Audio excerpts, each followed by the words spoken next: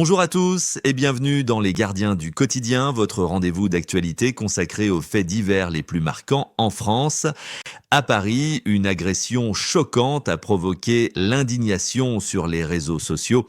L'influenceuse et styliste Mélodie Collange, connue sous le pseudonyme Mélo Coco, enceinte de 9 mois, affirme avoir été violemment attaquée par un automobiliste ce vendredi 21 novembre.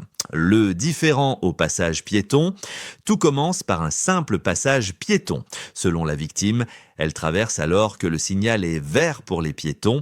Un automobiliste arrive, freine brusquement et lui reproche d'avoir traversé au rouge.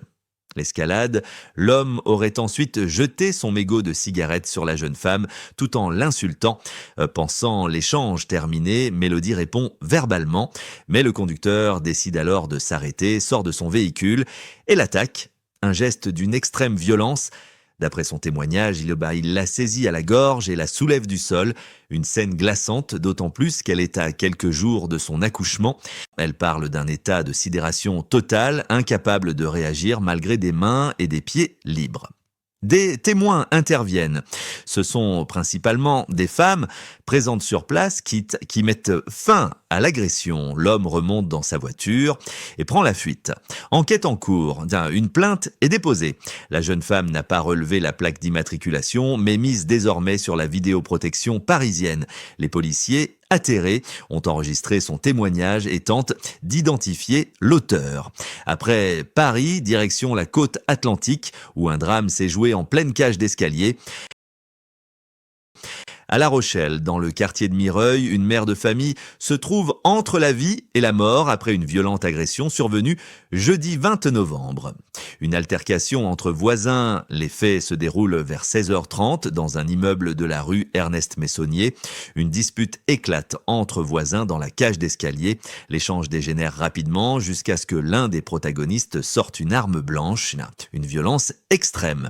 La victime reçoit plusieurs coups, notamment à la poitrine et au visage, des blessures graves qui mobilisent immédiatement les secours.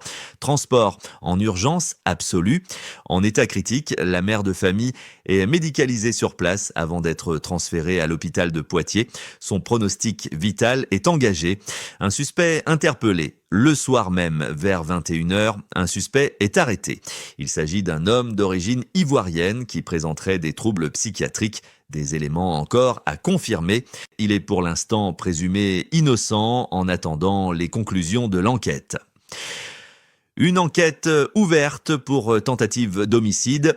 Les enquêteurs doivent désormais déterminer l'origine de l'altercation, le déroulé exact des faits et les motivations du mis en cause. Le quartier de Mireuil est sous le choc. Tension de voisinage, insécurité. La population se dit épuisée. Et une fois encore, c'est la violence du quotidien qui fauche une vie à Saint-Étienne.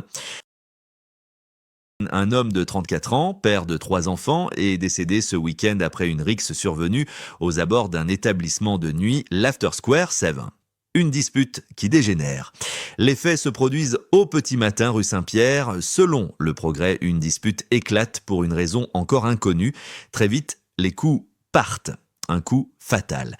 La victime reçoit un violent coup au niveau du menton. Aucune arme n'a été utilisée, mais l'impact est suffisant pour provoquer un effondrement brutal. Transporté dans un état critique à l'hôpital Nord, l'homme décède dans la soirée. Le suspect est introuvable. L'auteur présumé du coup prend immédiatement la fuite. La police le recherche activement. Une enquête est ouverte pour violence volontaire ayant entraîné la mort sans intention de la donner. Un quartier sous le choc, habitants, commerçants et noctambules décrivent une zone bruyante, parfois agitée, mais rarement fatale. Le drame laisse un profond sentiment de tristesse et de peur. 3 histoires différentes, mais un point commun, une violence fulgurante, souvent imprévisible, qui touche des inconnus, des voisins, des parents, parfois pour un mot, un geste, un regard. Pour beaucoup, ces drames rappellent la nécessité d'être vigilant dans l'espace public, de signaler les comportements dangereux et de ne jamais minimiser les menaces.